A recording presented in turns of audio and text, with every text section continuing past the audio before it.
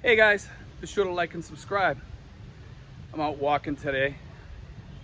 I actually am cutting two videos today because I got a few things I got to do this week. So I want to do a little video about freedom in the Philippines, and freedom to be yourself, an expat, and to live your dreams, guys. It's a little hot today, sorry guys. But anyway, one thing that I really appreciate over here in the Philippines is my sense of freedom. And when I was back in the United States working, I didn't have any freedom. As most of you guys know that are back home and still working, you know, you still got a boss hovering over you. And some of the bosses today, at least the ones I dealt with, were pretty bad, you know? And I worked for a school department, and they were probably the worst ones of all, you know? And they have like this, I don't know, this approach that, you know, I'm the boss and you better listen to me, and I don't want to hear what you have to say, and shut up. And they dealt with teachers like that. A lot of these principals back home, and they let that power get to their head to the point where they made everybody in their school miserable, you know. And I was glad to leave that.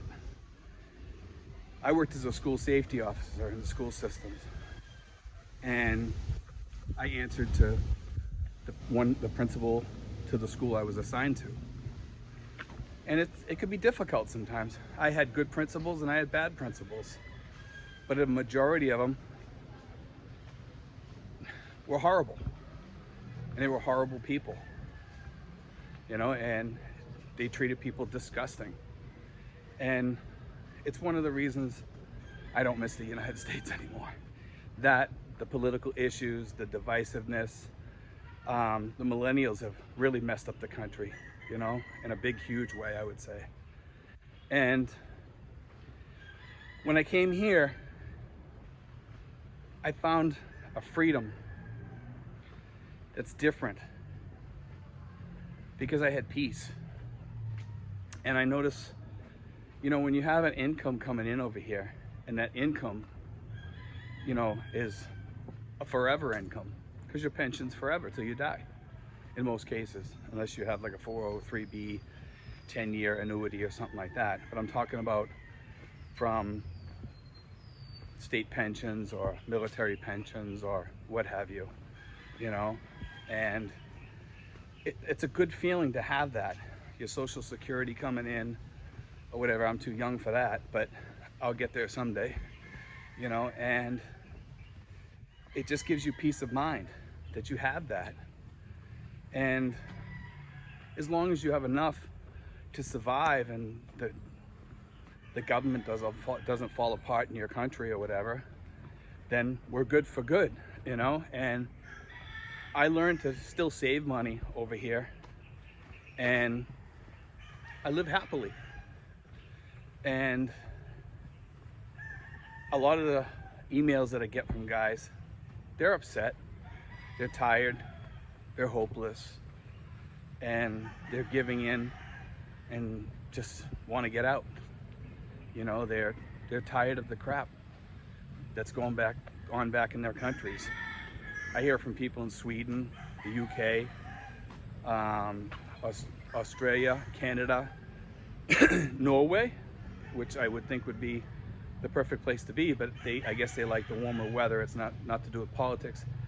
And Sweden, I'm not sure whether it's politics, because I have heard from people that have political issues there. I've even heard from Russians, okay? And they all just want to get up and get out from most of the Western countries. It seems like the Western countries now are the places that you don't want to be. And I'm not sure how that came about so quickly. Because if you had told me 15, 20 years ago it was going to be as bad as it is now, I'd laugh at you. You could kind of see it coming, but nobody expected what we have now. You know, I mean, and I'm not talking about Trump or Biden or whatever. I'm talking about the whole shebang, okay? This isn't a Trump or Biden issue anymore. It's just like either you're in or you're out. And if you're out, you're totally out. You know, and we don't want you on our social networks. We don't want you on anything. It's like, wow, you know, whatever happened to freedom? You know, to believe in what you want. You know, it's kind of been lost. It's kind of sad because I remember back in the 80s, you could talk about any subject you wanted, including politics, and it never got as heated as it is today. You know, and it's hard having political conversations with people today, you know? But I'm gonna say this, in that in the Philippines, since I started living here, I don't care who's who, because you know why? At the end of the day, it doesn't affect me. You know, and I appreciate that. I appreciate having a life like that where politics they just don't affect me anymore. Back home, am I interested in it? Sure I am. Do I care? Hell yeah, I care. You know, who wouldn't? It's your country. Whether you're from the UK, Australia, Sweden, Norway, nobody wants to see their country fall apart. Nobody. And that's the scary part. Some of these countries are doing fine. Some of them aren't. You know, like, I mean, I watch these countries, all these countries you can think about at one time or another, like France, the UK, you know, have had issues. The question is, are those issues going to come back? Are they going to haunt them later? Who knows? You know, I think that in many of these countries, the solution is bigger than the political figures can try to fix. They just can't fix that problem, you know, and that's the issue. These politicians don't have the wherewithal to fix these things. In the United States, BLM, Antifa, if you think they're going away, they've just began. They're not going away. In fact, they're going to get worse. And it's sad to say that, but it's just the way it is in the world. You know, and over in the UK, you guys got your issues too. You get some big issues. And used to be like the soccer people were you know, the people that you're worried about, but now you got bigger issues. We see it sometimes on TV, you know. And yeah, it might be quiet for now, but is it going to be quiet later? I don't know. Nor do you, you know. And Australia, I'm not sure what their issues are. I don't really follow Australia too much, but I've heard they have their own issues, and I really don't know what they are. So I really can't speak to Australia too much. But France, I've seen things happening over there that are horrible, you know, and these people want to come over here. They want freedom. You know, they want their freedom. Because I get emails every day. France, Norway, Sweden. Steve, can you help me? I need to get out of here. How long before they open the gates over there, the floodgates, so we can come over? There's gonna be a ton of people coming over here in the beginning. Some of these people have already owned homes or have a girlfriend over here. Some of them don't. Some of them, they're fresh, they're new, they're just retiring, or they're gonna retire at the end of the COVID. And, you know, more power to them, because it's a great place to come over here. And the great thing about the Philippines is, if you don't like it here, you can go to another island, or you can get up and go to Vietnam, or you can go to Thailand, you can go to Taiwan, you can go to Japan, you can even go to some of these other small island nations like Palau, Micronesia, even Guam, part of the United States if you wanted to. With currently what's going on here, a lot of people worry about the China issue. And that issue is always going to be there. The question is when it's going to blow up. It's not worth worrying about. because there's nothing we can do about it. You know, as people, there's nothing we can do. We can sit at home and wait 10 years and nothing will happen. And you miss 10 years over here being retired and living your life free with freedom. You know, you're living a free life over here. I'm not talking monetarily. You definitely have your freedoms over here. Some people might argue with me, I'm sure, but I certainly feel more free over here. You know, it's a good, decent place to live. The people treat you decent. Families are awesome. People are good.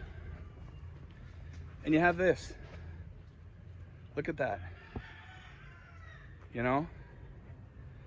What more could you guys ask for? You know? Go for a good walk. Do your 10,000 steps. Set up a schedule every day, what you want to do. I like it. I like having, like, being able to get up in the morning and having a schedule, a relaxing schedule. I don't push it. I don't rush anything. I get up, I eat my breakfast. You know, sometimes I'll go for a walk. I haven't been lately because of one thing or another. I've been really busy, but I love it. I love it here. And like I said, freedom.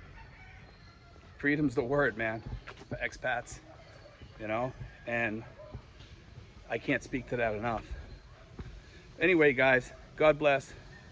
Take care. I just want to put that out there, guys, you know, because a lot of you guys that are coming over here, you got a lot to gain over here.